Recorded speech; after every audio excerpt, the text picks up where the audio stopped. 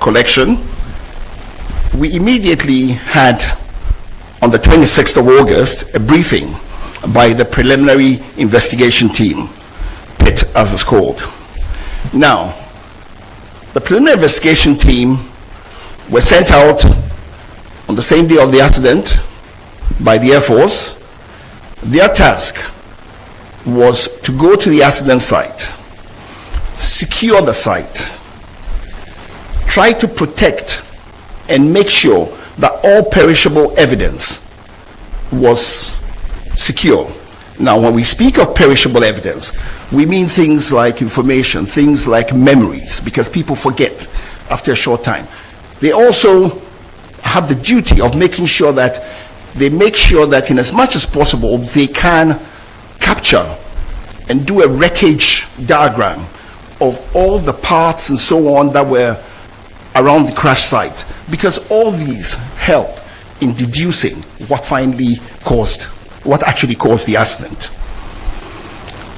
So we had a briefing by the PIT team, and they handed over the PIT report. The flight recorder, made up of the flight data recorder and the cockpit voice recorder, which is typically called the black box, and some personal effects of the passengers. The team then started, having gotten this information, decided to proceed to the accident site to get first-hand knowledge of the accident site and to be able to interview witnesses and so on. We also went through a process of looking at all the maintenance records of the aircraft. We looked at the flight logs of the aircraft, we looked at the flight logs of the crew, we checked on the crew's qualification, we checked on documentation, just to be sure that everything was proper. The flight data and cockpit voice recorder were then transported to the AVIC Flight Decoding Center in Xi'an, China, from the 12th September to 22nd September 2025. Now, AVIC is the Aviation Industry Corporation of China. The aircraft is a Chinese aircraft. They were the manufacturers. They had the software and the hardware capable of decoding and giving us the data from the flight data recorder. So we had to go to them.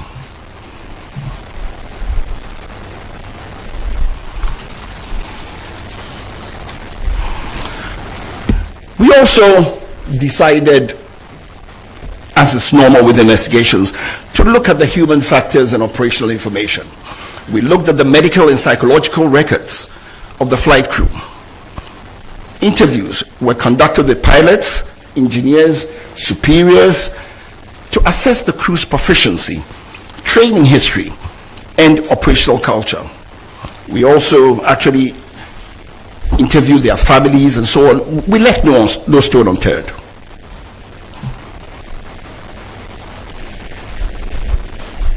We also interpreted the weather. We looked at the weather on the day. And we looked at the META, which is the actual weather at the aerodromes. We looked at the TAFs, which are the terminal aerodrome forecasts, eyewitness observations, and then we also took data from the Ghana Meteorological Agency.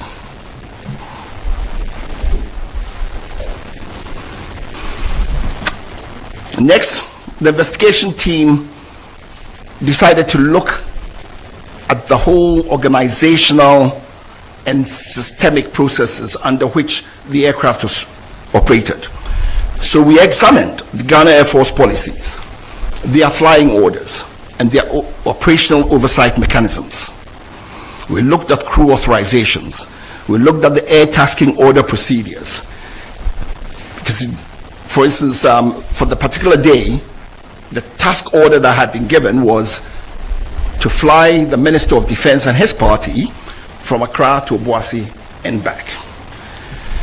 We looked at Air Force oversight. its safety culture, and the adequacy of risk management systems.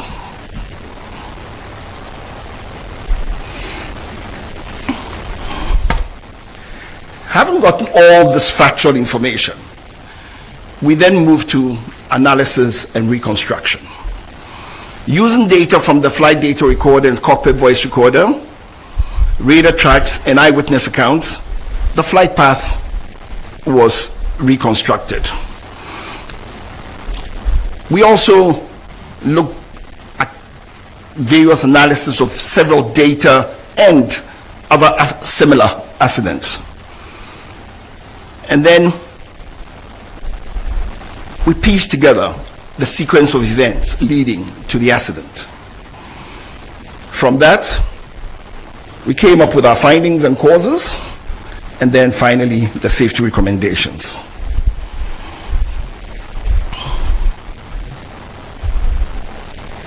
So, for the scope of flight, we looked at the history of the flight, we looked at the weather, we looked at the environment, we looked at the machine, that's the helicopter, we looked at human factors, the crew flying the plane. Then we looked at the organizational and systemic factors, sequence of events, and then we came to what we believed strongly was the cause of the accident. For the history of flight, we went before the flight to see what the pilots had been doing. And it's on record that their last 3 flights before the subject flight, the same crew had flown all the 3 flights before on the same helicopter. On the 2nd of August, they came from their base in Takoradi to Accra. It was a Medivac flight, 1 hour long. On the 3rd of August, the following day, they did a flight from Accra to Cape Coast, back to Accra. 1 hour, 20 minutes. It was also a medical evacuation flight, Medivac. On the 4th, they were tasked to go fly Accra to Salman, back to Accra. That was a 2 hour 30 flight. That was a bullion flight, a cargo flight. On the 5th of August, they rested. Now, it helps to say here that in Ghana Air Force, there are flying limitations for the crew. You have 10 hours per week maximum, 62 hours maximum per month. Before flight, it's also accepted that if you've had a rest of 8 hours, you've had enough rest and you can go to work. They had in excess of 24 hours rest.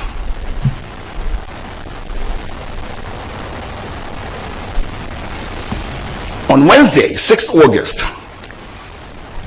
the crew for the Z9 aircraft, call sign ISCAP, Hotel Romeo, India, planned to execute the task order for the Ministry of Defense. The flight was scheduled to depart at 8 a.m. with an estimated en route time of 50 minutes. The captain delayed the flight due to adverse weather in Accra, Kumasi, and Obuasi.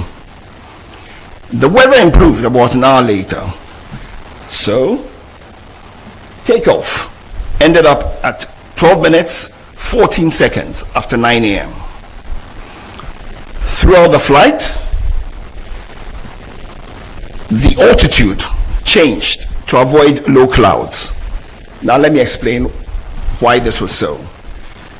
The flight started out being conducted under visual flight rules.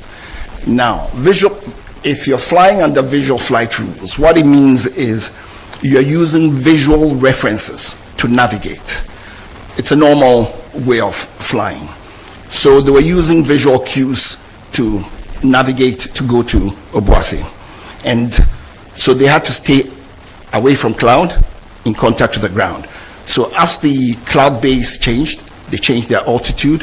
Where they needed to avoid, they would avoid.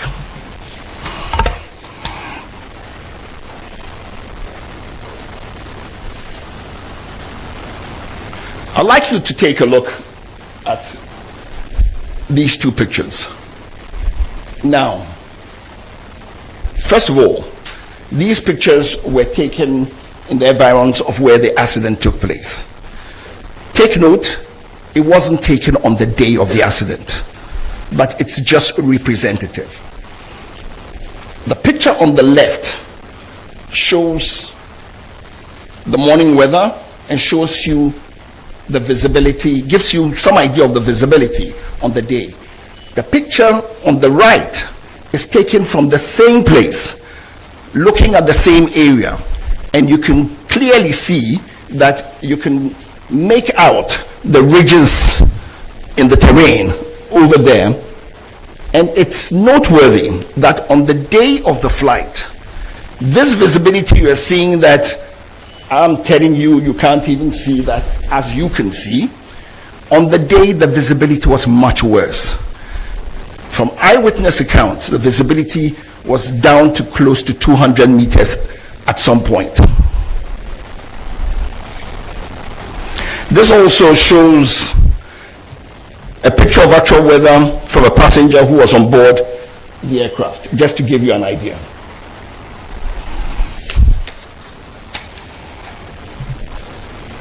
The weather in the southern Ghana was poor on the day, which delayed departure for about an hour.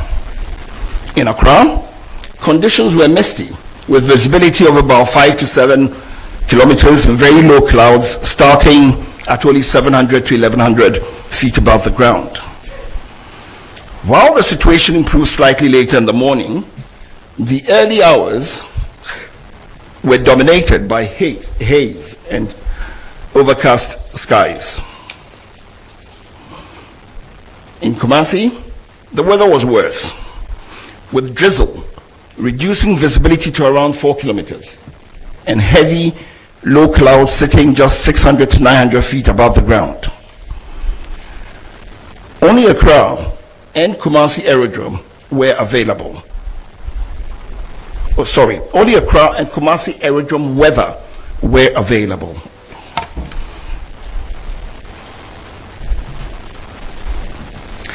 There was no formal information on the weather available to the pilots along the flight route. Witnesses reported poor visibility due to fog and rain at Brofuyedru and its environs. Environmental commissions in the Dampier Forest Reserve and its rugged terrain of hills, mountains, created conditions such that over such rugged terrain, you can have turbulence, downdraft, and other phenomena.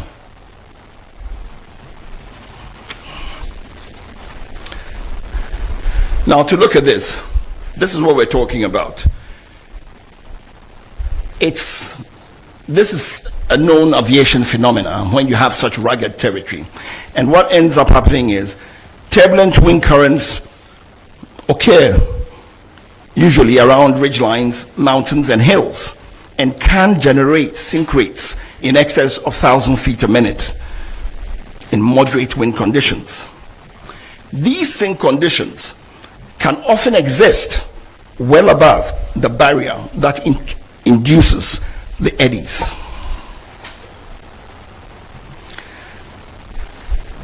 We assessed the aircraft to see if it was fit for purpose. The helicopter entered the Ghana Air Force Service in May 2015, having been manufactured in 2012, and it reached its 10-year service threshold on 18th May 2025. Aircrafts have periodic checks to make sure that they are fit for service. The Air Force has 25-hour checks, 50-hour checks, and 100-hour checks. The 10-year check for the helicopter is what was mandated for this helicopter. Now, as is usual, an operator, in this case Ghana Air Force, requested from the manufacturer an extension. And it's normal, happens in civil flying, happens with any type of flying. The manufacturer gave a 90-day extension to 18th August 2025. And basically, the helicopter met all the basic safety requirements. That notwithstanding, it sort of met a 100-hour check.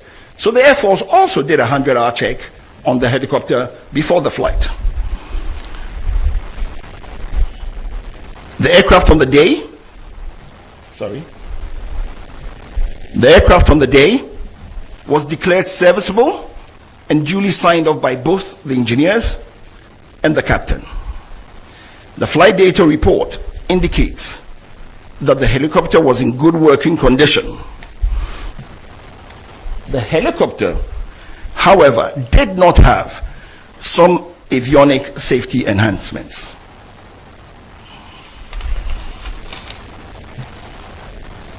As I said before, the aircraft was serviceable and airworthy. The additional safety equipment that the helicopter did not have were things like the helicopter terrain awareness system or the enhanced ground proximity warning system, as you may choose, advanced navigation with terrain mapping, an automatic flight control system. And I would say that these safety equipment would have enhanced situational awareness. For instance, it didn't have an autopilot. That's advanced, the automatic flight control system, so that the crew had to manually fly the plane. So it sort of increases workload. Typically, you want to have a plane that has an autopilot. All the civil planes use autopilots, and the workload on the pilots is very low. It gives you the chance to do things and to think easily, and so on and so forth. Despite all this, the aircraft was in a good condition to fly and met all safety requirements. The investigation has recommended strongly for aircraft with these additional safety enhancements to be acquired immediately for the Air Force.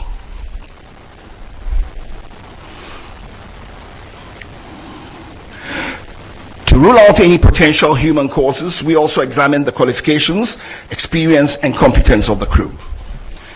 The captain has a postgraduate certificate in safety and accident investigation from Cranfield University, UK, in 2024.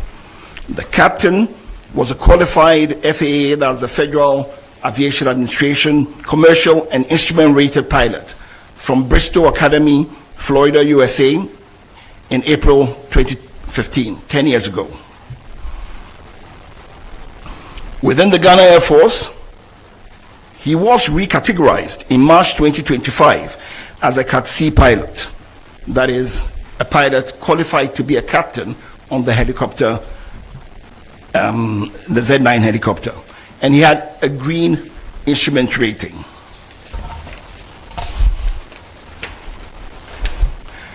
In the Air Force, they have gradings for pilots, categories for pilots from A to D.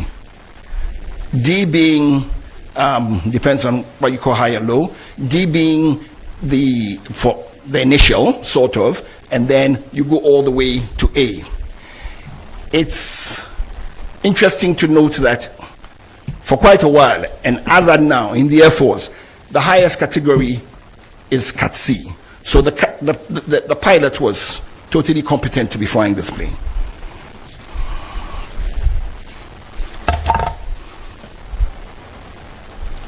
The co-pilot was also a qualified FAA commercial and instrument rated pilot from Bristol Academy, Florida, and he qualified in April 2023. In December 2024, he was recategorized within the Ghana Air Force as a Category D pilot on helicopter type with a white instrument rating. To further rule out any potential human causes, we examined the medical and psychological records of the crew.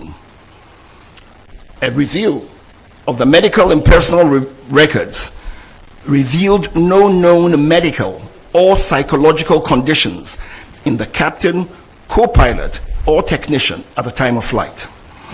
All three were described by witnesses as calm, prepared, and professional during the pre-flight activities. Fatigue or medication was not considered to have materially affected their performance on the day of flight.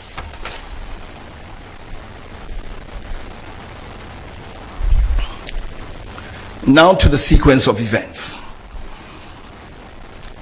The flight departed Accra under visual flight rules in marginal weather. The flight to Brofuyedru was uneventful. Brofuyedru is approximately 90 miles from Accra, about 10 miles from Obuasi. As the flight approached Obuasi, visibility deteriorated rapidly due to mist and low clouds. At 9:56, the crew entered IMC, which is Instrument Meteorological Conditions. To the layman, it is they flew into clouds because they no longer could stay away from the clouds, so they flew into clouds and transitioned to IFR. Now, IFR is Instrument Flight Rules. So what it means is they now transitioned from navigating using visual cues to now navigation solely on the aircraft's instruments. The crew then initiated a climb to cross terrain that they were aware of. They initiated the climb to cross the terrain. Seconds before impact, the crew stated that they could see the high ground below, so they had gone over it. Suddenly thereafter, the helicopter that was flying up without any change in its power or in the pitch which we use to go up and down, suddenly lost height and impacted a ridgeline at about 1370 feet above sea level. And this was about 6.5 miles from the destination, and this happened at 9:58.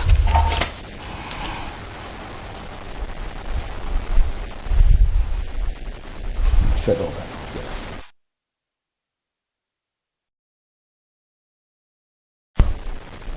Is what the planned track had been. The purple line is what the aircraft actually flew, and that took place because it was avoiding clouds and so on and ended up where it was.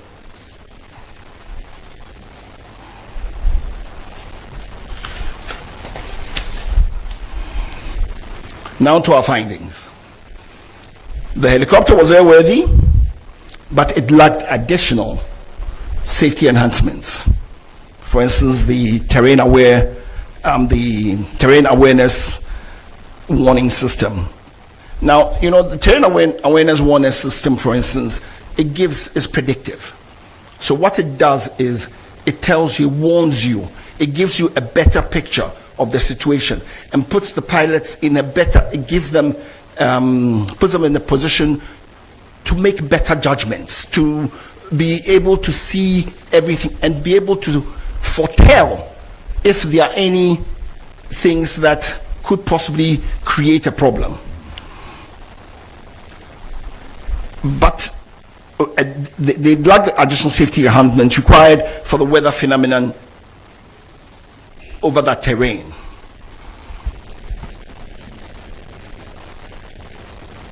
There was adverse weather, there was limited visibility, there was rising rugged terrain, with this terrain induced complicating factors, and there were no ground-based navigational route aids en route. The investigation would like to say that from everything they gathered, the emergency response was very timely. The fact that the first responders managed to get to the site in about 2 hours was remarkable, because the terrain has very steep slopes. It was raining, it was slippery. So it wasn't the easiest thing to do. When we went to the site, it was also raining and it was very slippery. And we struggled using sticks and everything to try to get up there. So looking at everything, we would say very confidently that the emergency response was very timely.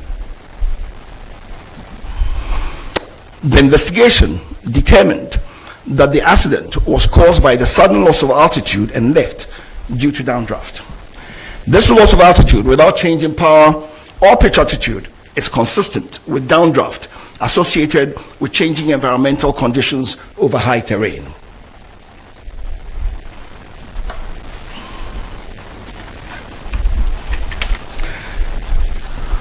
In our findings also, we said there's limited national navigational capacity, a capability for en route and remote area weather services. We also looked at training and realized that the Air Force doesn't have much simulator training. We looked at flight monitoring and realized that there was no flight data monitoring also taking place. For flight following and tracking of aircrafts, we realized that it was also not there. There's no secondary surveillance radar, no automatic dependent surveillance broadcasts, or any other real-time tracking of aircraft.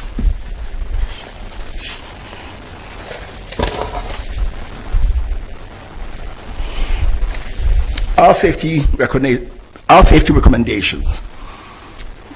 There is a definite need to modernize the fleet of the Ghana Air Force. We have recommended that the Air Force acquire modern aircraft with terrain avoidance warning systems and modern navigation systems. That the aircraft should have cockpit voice recorders and flight data recorders, which are the audiovisual capable types. That the Air Force should invest in simulators for recurrent training. That they contract certified aviation weather provider or providers, and that Ghana as a nation should try to have en route navigational aids, especially in remote areas. The Air Force should seriously consider establishing flight data monitoring and en route tracking systems. And finally, we believe that they need to acquire ground support equipment, modernize what they have.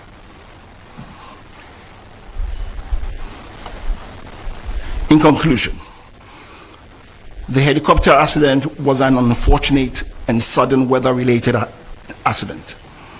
Implementing the safety recommendations will prevent the reoccurrence of future accidents.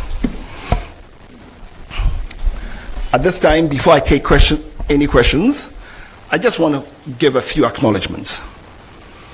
I'd like to acknowledge the efforts and the support that the team had from the National Security Secretariat, led by the National Security Coordinator. It made what was a really difficult job for us much easier to do, and encouraged us to do and persevere to come up with these results. I'd like to say thank you also to the US team that joined us for a period of the investigation, the Chinese, for their warm welcome of us when we went to China for the decoding, and all the assistance that they gave us. They were very professional, and they worked with us and got us everything that we needed to be able to fully understand what happened. I'd also like to acknowledge the lead investigator, who in truth is not here today, Air Commodore Akron. He is on national duty outside, but he was a lead investigator and he worked really hard.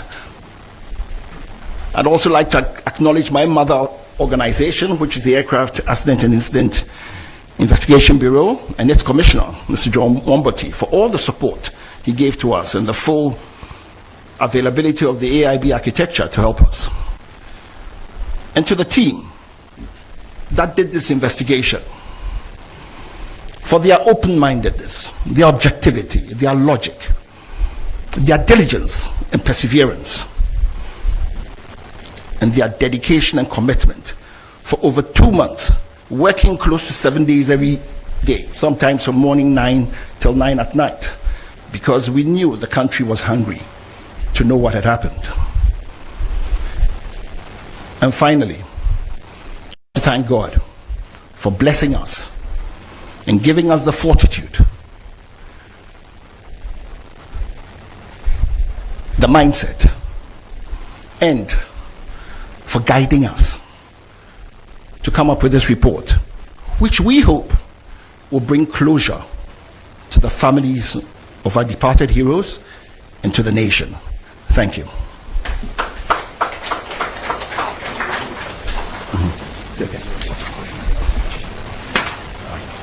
Thank you very much, Captain Fujo, for that comprehensive and detailed report.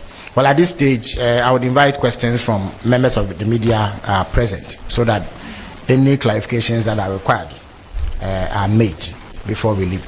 If you have a question, please take the microphone, identify yourself.